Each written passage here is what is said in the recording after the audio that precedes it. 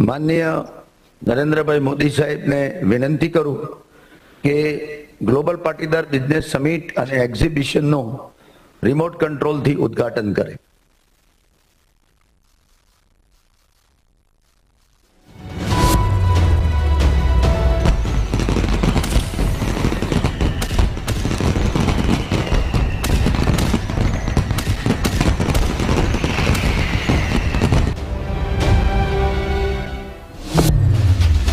જ્યારે એક વિચાર વિઝનનું સ્વરૂપ લે ત્યારે સાકાર થાય છે સપનાઓ।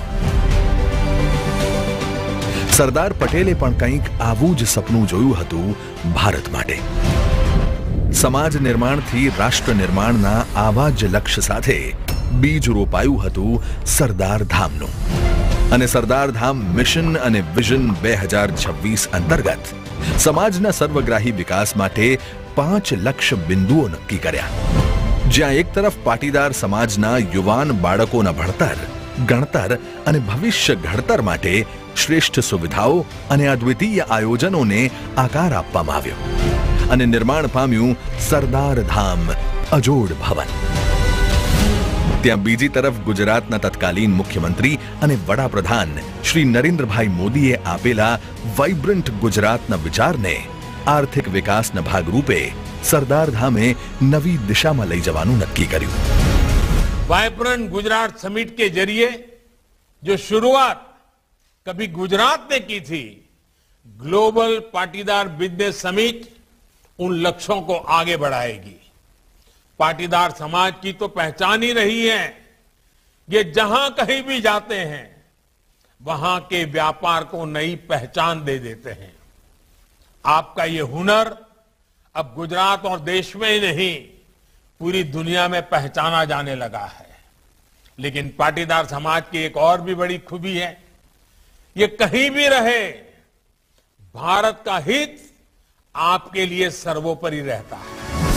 समाज निर्माण थी राष्ट्र निर्माण सर्वोपरिना आज मंत्र साथे प्रमुख सेवक गगजी सुतरिया અને સમગ્ર ટ્રસ્ટીગણ દ્વારા પાટીદાર ઉદ્યોગપતિઓ અને સર્વ સમાજના ઉદ્યોગ સાહસિકોને ગ્લોબલ પાટીદાર બિઝનેસ સમિટના માધ્યમથી એક મંચ પર લાવવા માટે વર્ષ 2018 થી મહાત્મા મંદિર ગાંધીનગર ખાતેથી શરૂ કરવામાં આવ્યું ગ્લોબલ પાટીદાર બિઝનેસ સમિટ। દર 2 વર્ષે આયોજિત થતું આ સમિટ પાટીદાર સમાજની નવી પેઢી માટે બન્યું સફળતાની એક નવી દિશા। वर्ष 2018 અને 2020 માં ગાંધીનગર ખાતે આયોજિત સમિટની સફળતા બાદ ફરી એકવાર ગુજરાતના ઔદ્યોગિક હબ તરીકે ઓળખાતા સુરત ખાતે આયોજિત થઈ રહ્યું છે ગ્લોબલ પાટીદાર બિઝનેસ સમિટ 2022, જ્યાં 12 થી વધુ ચાવીરૂપ બિઝનેસ સેક્ટર્સના 950 થી વધુ સ્ટોલ્સ બનશે એક્ઝિબિટર્સ માટે સફળતાની સીડી। 30,000 સ્ક્વેર મીટરના ભવ્ય એક્ઝિબિશનમાં પ્રદર્શિત 30,000 થી વધુ ઉત્પાદનો ભવિષ્યના ભારતની ડિમાન્ડ માટેની સપ્લાય ચેઇન બનશે, કારણ કે B2B મીટિંગ્સ જોડશે ઉદ્યોગપતિઓને અને એક્ઝિબિટર્સને નવા ડિસ્ટ્રીબ્યુટર્સ સાથે। દેશ વિદેશથી આવનારા પ્રતિનિધિઓ અને ઉદ્યોગપતિઓની સાફલ્ય ગાથાઓ યુવા એન્ટરપ્રેન્યોર્સને જોડશે મોટિવેશન સાથે, જેનાથી સાકાર થશે આત્મનિર્ભર ભારત બનાવવાનો સંકલ્પ। કારણ કે મહેનતનો કોઈ પર્યાય નથી અને પાટીદારોની સફળતાનું રહસ્ય એમની સાહસિકતા સાથે વ્યાપાર ક્ષમતા છે અને આ ઉદ્યોગ રત્નો છે પાટીદારોની સફળતાના સાથીદાર। કારણ કે જેમ પહેલા કીધું એમ જ્યારે એક વિઝન આવનારી પેઢી માટે આદર્શ બને અને આ આદર્શ જ્યારે ઉજ્જવળ ભવિષ્યનો પાયો બને ત્યારે સાકાર થાય છે સપનાઓ, જેનું શ્રેષ્ઠ ઉદાહરણ છે global Patidar business summit 2022।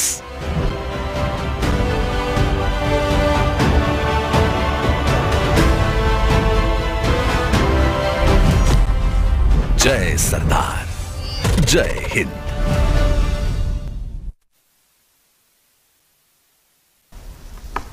Gujarat के लोकप्रिय मुख्यमंत्री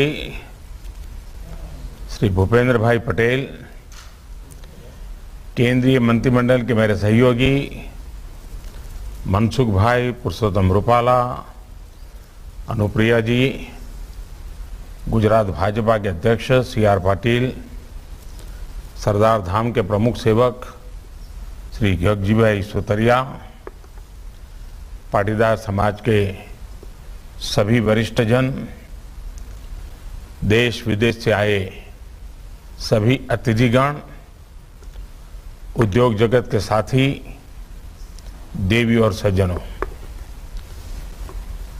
वैसे आज का कार्यक्रम ऐसा है कि गुजरात की सरकार और गुजरात भारतीय जनता पार्टी पूरी तरह आपके बीच होती,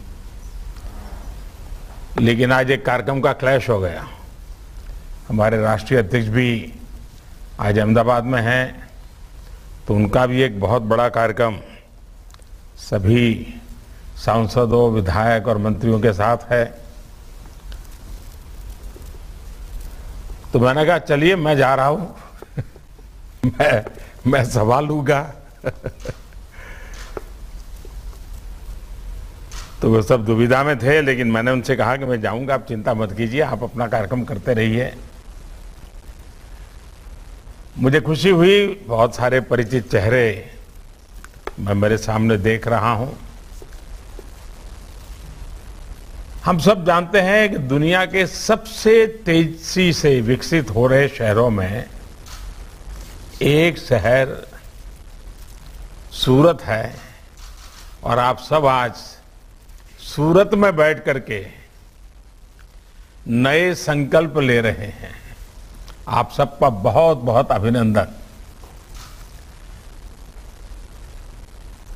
कुछ महीने के अंतराल में सरदार धाम से जुड़े साथियों, देश दुनिया में गुजरात और भारत के गौरव को बढ़ाने वाले आप सभी बहनों भाइयों को फिर से मुझे मिलने का मौका मिला है। ये गुजरात के प्रति और भारत के प्रति हमारे साझा संकल्पों, साझा प्रतिबद्धता का ही प्रमाण है। साथियों, देश को जब नई नई आजादी मिली थी तो वो आजादी के प्रारंभिक दिन थे, और उस समय सरदार साहब ने जो कहा था, और उन मुश्किल भरे हालात में सरदार साहब के शब्दों की ताकत देखिए। उन्होंने कहा था, भारत में संपदा की, वेल्थ की कोई कमी नहीं है, हमें बस अपने दिमाग, अपने संसाधनों को इनके सदुपयोग के लिए लगाना होगा। मैं कहता हूं कि आजादी के मुकाबले में आने वाले 25 सालों के लिए जब हम एक संकल्प के साथ निकले हैं, तो सरदार साहब की इस बात को हमने कभी भूलना नहीं चाहिए। आज भारत के पास इतना कुछ है, हमें बस अपने आत्मविश्वास को, आत्मनिर्भरता के अपने जज्बे को मजबूत करना है। ये आत्मविश्वास तभी आएगा जब विकास में सबकी भागीदारी होगी, सबका प्रयास लगेगा। साथियों, बीते 8 सालों में देश में बिजनेस का, उद्यम का, क्रिएटिविटी का एक नया विश्वास जगाने का प्रयास किया जा रहा है। अपनी नीतियां, अपने एक्शन के माध्यम से सरकार का निरंतर प्रयास है कि देश में ऐसा माहौल बने कि सामान्य से सामान्य परिवार का युवा भी एंटरप्रेन्योर बने, उसके सपने देखे, वो एंटरप्रेन्योरशिप पर गर्व करे। Make in India, make for the world, इसको नए भारत की नई संस्कृति बनाने के लिए मैं समझता हूं काम किया जा रहा है। इसलिए आधुनिक कनेक्टिविटी के इंफ्रास्ट्रक्चर के विकास,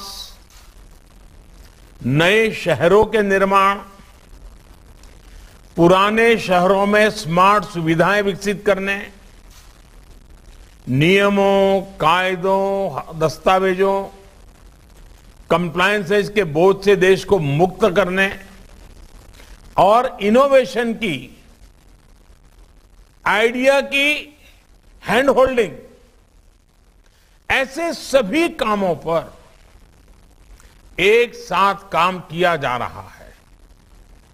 साथियों, मुद्रा योजना आज देश के उन लोगों को भी अपना बिजनेस करने का हौसला दे रही है जो कभी इसके बारे में सोचते भी नहीं थे। स्टार्टअप इंडिया से वो इनोवेशन, वो टैलेंट में भी आज यूनिकॉर्न के सपने साकार होते देख रहा है, जिसको कभी रास्ता नहीं दिखता था। प्रोडक्शन लिंक इंसेंटिव यानी पीएलआई योजना ने पुराने सेक्टरों में तो मेक इन इंडिया का उत्साह तो भरा ही है, सेमीकंडक्टर जैसे नए सेक्टर्स के विकास की संभावनाएं भी उभर करके सामने आ रही है। अब देखिए, कोरोना काल की अभूतपूर्व चुनौतियों के बावजूद देश में एमएसएमई सेक्टर आज तेजी से विकास कर रहा है। लाखों करोड़ रुपए की मदद देकर एमएसएमई से जुड़े करोड़ों रोजगार बचाए गए और आज ये सेक्टर नए रोजगार का तेजी से निर्माण कर रहा है। यहां तक कि रेहड़ी ठेले जैसा बहुत छोटा व्यापार कारोबार करने वाला देशवासी भी आज भारत की ग्रोथ स्टोरी से अपने आप को जुड़ा महसूस करता है। पहली बार उसको भी पीएम स्वनिधि योजना से फॉर्मल बैंकिंग सिस्टम में भागीदारी मिली है। हाल ही में हमारी सरकार ने इस योजना को दिसंबर 2024 तक के लिए एक्सटेंड कर दिया है। साथियों, छोटे से बड़े हर व्यवसाय, हर कारोबार का देश के विकास में महत्वपूर्ण योगदान है। सबका प्रयास की यही भावना तो अमृत काल में नए भारत की ताकत बन रही है। मुझे खुशी है कि इस बार की समिट में आप इस विषय पर विस्तार से चर्चा कर रहे हैं અને જ્યારે સુરતના લોકોને મળી રહ્યો અને આટલી મોટી સંખ્યામાં દેશ વિદેશથી બધા આવ્યા હોય અને હમણાં ગગજીભાઈ બહુ ભાવુકતાપૂર્વક વિસ્તારથી બધી વર્ણન કરતા હતા। એક નવી આશા અને ઉમંગ જગાવે એવી વાતો હંમેશા ગગજીભાઈ પાસે હોય છે। તમે ગગજીભાઈ જોડે વાત કરો તો નિરાશાનું નામ જ ના હોય। હંમેશા કંઈક નવું કરવાની વાત એ કદાચ ગગજીભાઈનો સ્વભાવ જ બની ગયો છે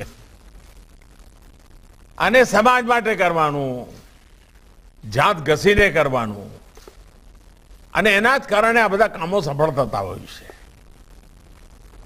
પણ આજે જ્યારે હું તમારી વચ્ચે જરા મન ખોલીને વાત કરતો હોઉં છું, આપણે વિચાર કરવો પડે કે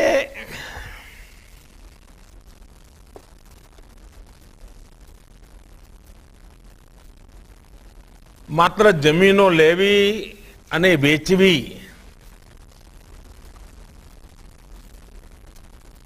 બધા હસવા માંડ્યા છે।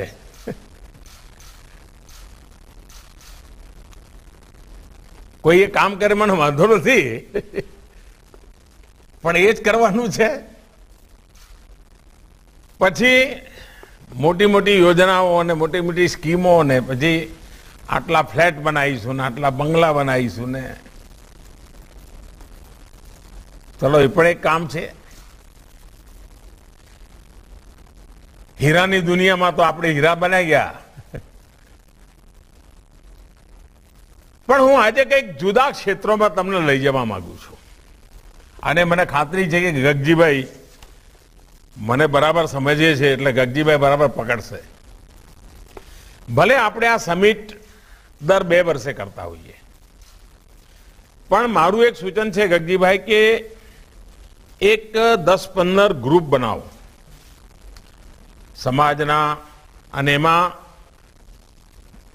25-30% વડીલો હોય જે અનુભવી છે, અને 40-50% તરવરિયા જુવાન હોય જેમની પાસે નવી દુનિયાની ખબર છે, અને એમને વિષયો વહેંચી દો અલગ અલગ કે ભાઈ બતાવો આ વિષયમાં આપણે ગુજરાતમાં આગળ વધવું હોય અથવા દેશમાં આગળ વધવું હોય તો દુનિયામાં શું છે, એના માટે રો મટીરિયલનું શું છે, માર્કેટનું શું છે, સરકારની નીતિઓમાં શું વાંકા પડે એવું છે, વાંધું પડે એવું શું છે, આનું બરાબર એક એક વિષય લઈને કામ કરે.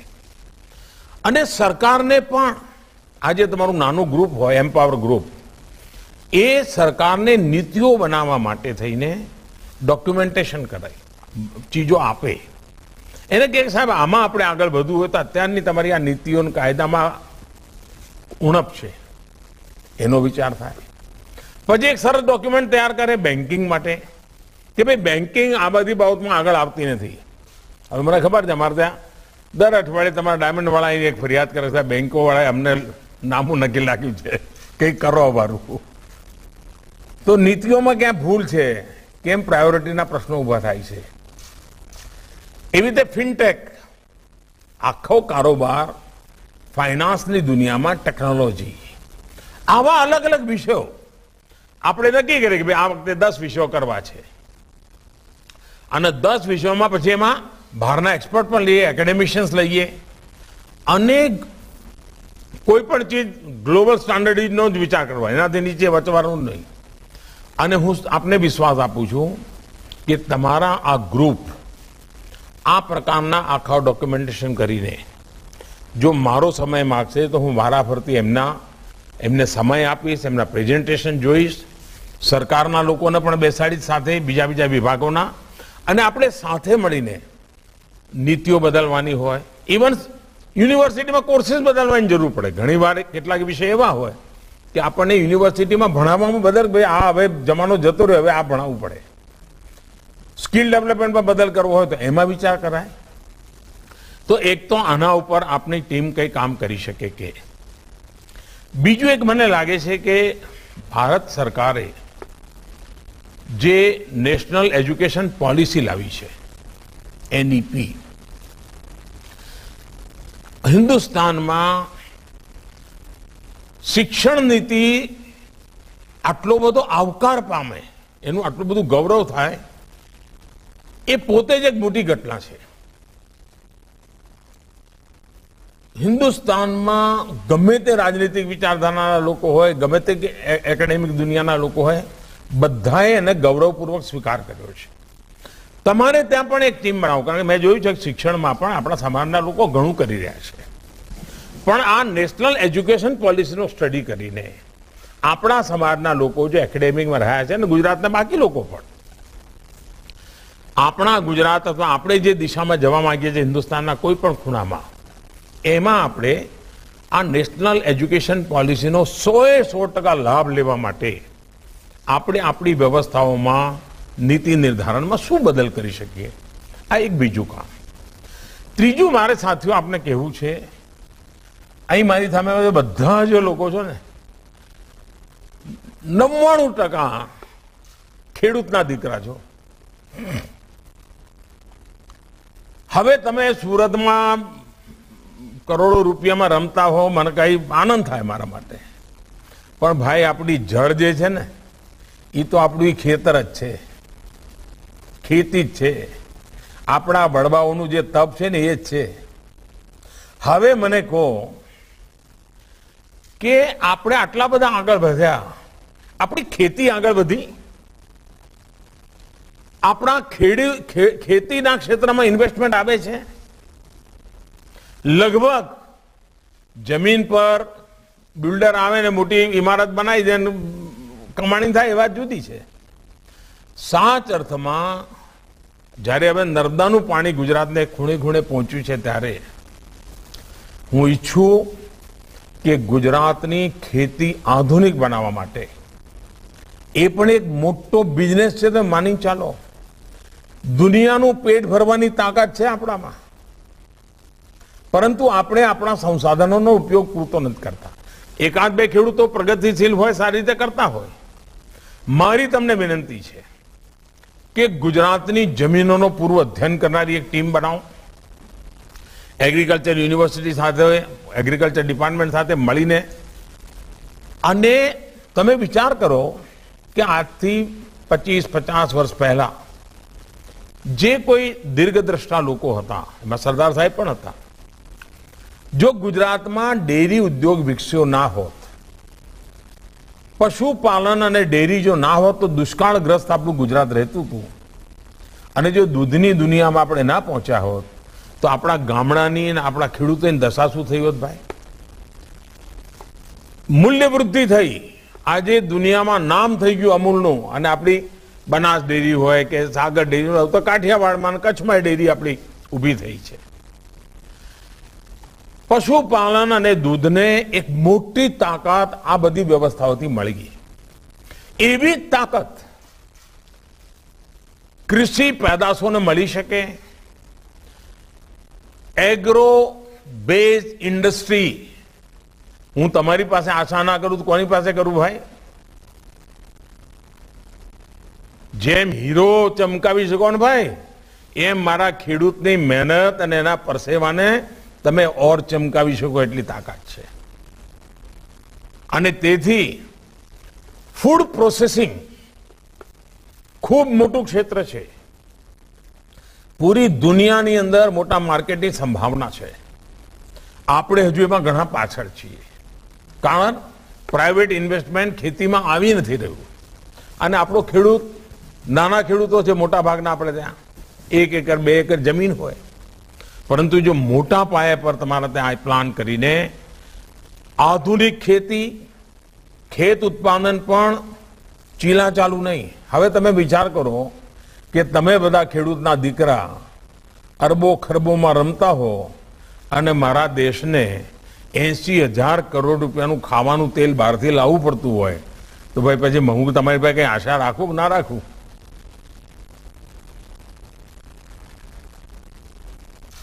આપણે આ બદલાવ લાવી શકીએ કે ના લાવી શકીએ? આત્મનિર્ભરની વાત કરીએ તો ખાલી ડાયમંડમાં થોડું આત્મનિર્ભર થવાનું હોય ભાઈ. અને એટલા માટે ફૂડ પ્રોસેસિંગ ભારત સરકારની એફપીઓની યોજના બની છે. નાના નાના ખેત ઉત્પાદન વાળાના સંગઠનો, ખૂબ પૈસા ભારત સરકાર આપે છે. આપ વિચાર કરો કેટલું મોટું ક્ષેત્ર છે. એ જ રીતે તમને ખબર છે કે ઓર્ગેનિક ઉત્પાદ તમે પણ તમારામાંથી 90% બજારમાં ખરીદવા જતા હશો તો 4 વાર જોતા હશો લેવલ ઓર્ગેનિક છે ભાઈ. કેરી ખાવા લેવા જાવ તોય ઓર્ગેનિક જોવો તમે. હવે તો ઘરમાં આપણી બધી માતાઓ બહેનો પણ ઓર્ગેનિક લાયા છે એમ કહેતા હોય. જમવા બેસાડો તો કહે કે હા આજે શાકભાજી ઓર્ગેનિક છે, અમારે તો ખાવ જરા એમ કે. હવે જો આ આકર્ષણ આપણા ઘરના ડાઇનિંગ ટેબલ સુધી પહોંચ્યું હોય, તો આપણે હવે આપણા સદનસીબે ગુજરાતના ગવર્નર આચાર્ય દેવવ્રતજી સમર્પિત ભાવે પ્રાકૃતિક ખેતીનું અભિયાન ચલાવી રહ્યા છે. ગુજરાતના ખેડૂતોએ પ્રાકૃતિક ખેતીને ગળે લગાવી છે. આપણે એમાં વ્યાપારિક બુદ્ધિથી જોડાઈ શકીએ, નેચરલ ફાર્મિંગમાં.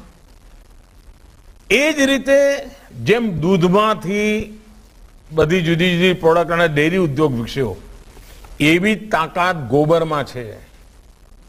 આપણે ગોબરધન મોટો પ્રોજેક્ટ ભારત સરકારે નક્કી કર્યો છે.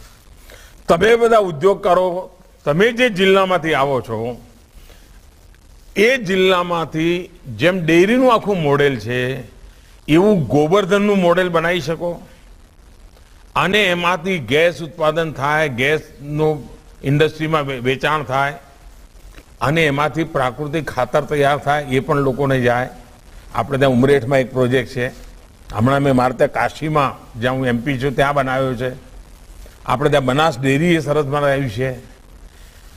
આ બધા ખેતી સાથે જોડાયેલા છે, એ આપણે કરી શકીએ. આપણે એક સપનું છે ગુજરાતમાં કે આપણો અન્નદાતા ઉર્જાદાતા બને. ખેતી, ખેતર અને ઉદ્યોગ. શા માટે આપણા ખેડૂતને ગાઈડ ના કરી? શેડાની જમીન, બે પડોશી જોડે ઝઘડા ના, એટલે 2 મીટર જમીન આપણી બરબાદ થાય છે.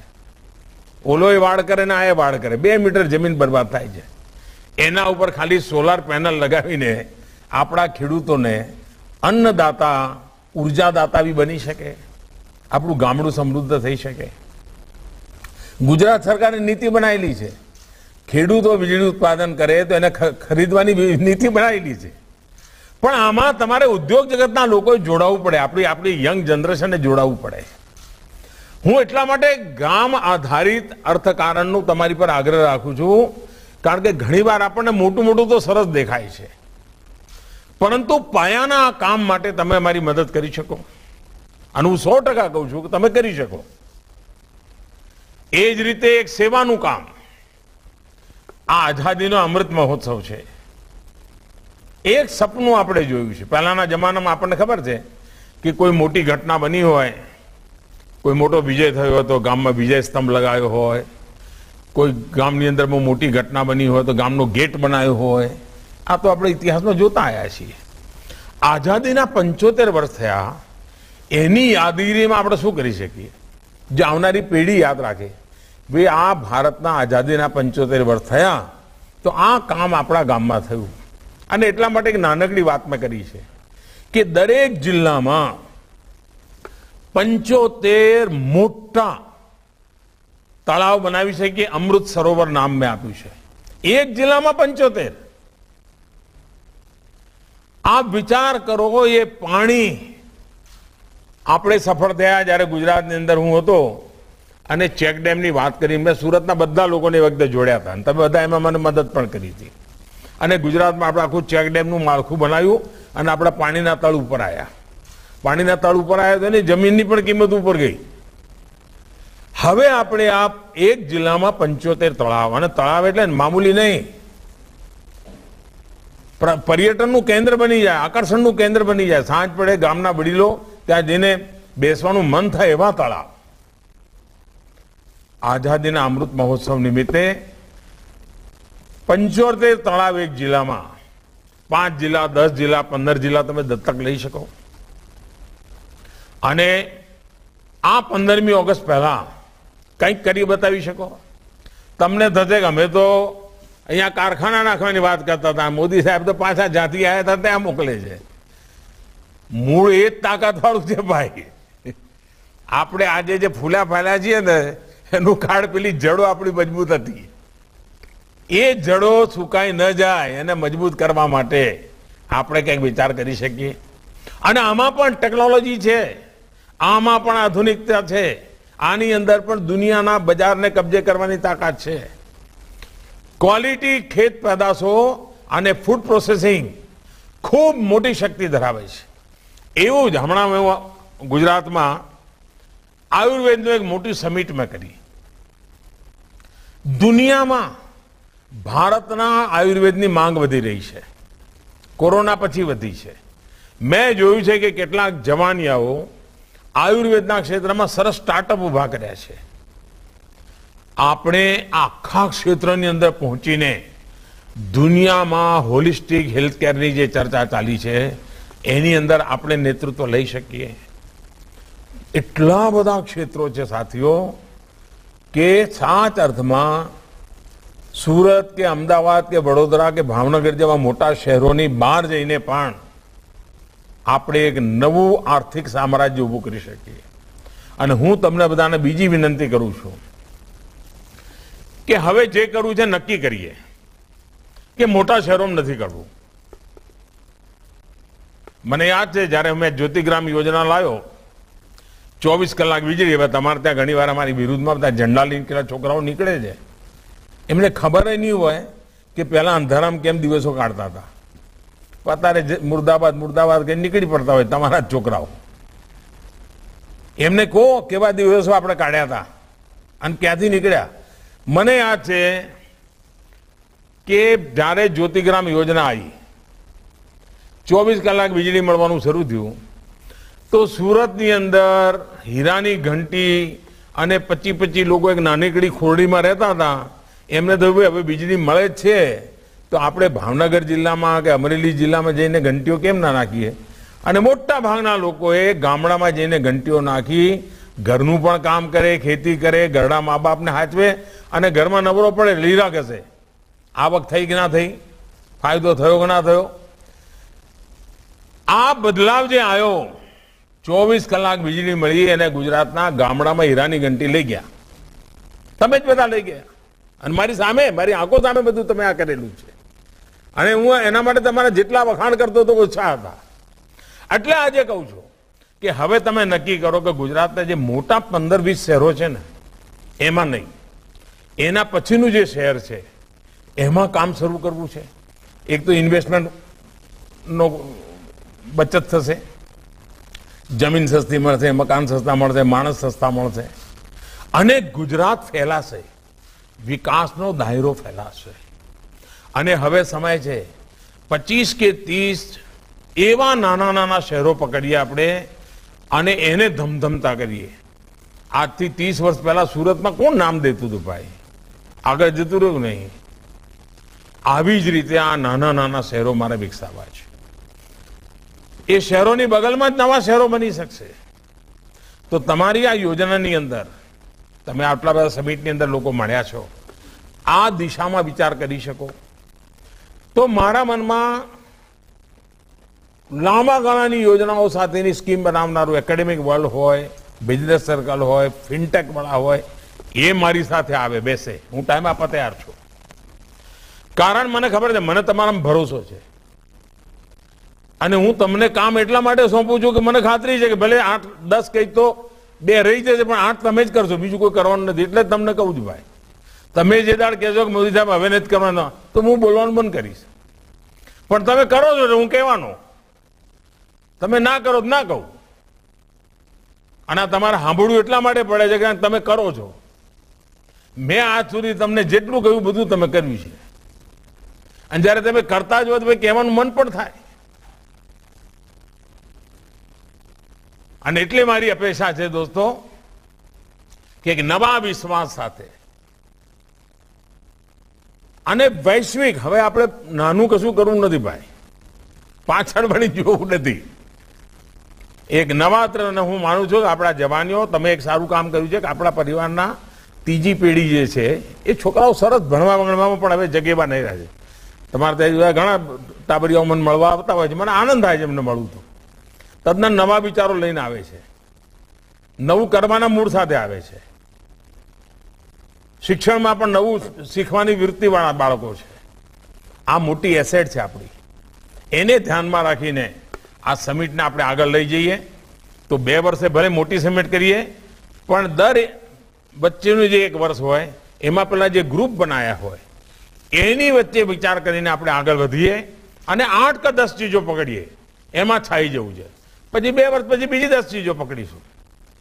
તો મને ખાતરી છે તમારી આખી ટીમ નવું વિચારનારી છે, આગળનો વિચાર કરનારી છે, ટેકનોલોજીનો સદુપયોગ કરનારી છે. મારી તમને ખૂબ શુભેચ્છાઓ છે. તમારા બધા વચ્ચે મળવાની વાતો કરવાનો મોકો મળ્યો એટલે જે મનમાં આવતું ગયું બધું કહેતો ગયો છું. એમાં જેટલું પકડાય એટલું પકડજો. એ આવજો. રામ રામ બધા.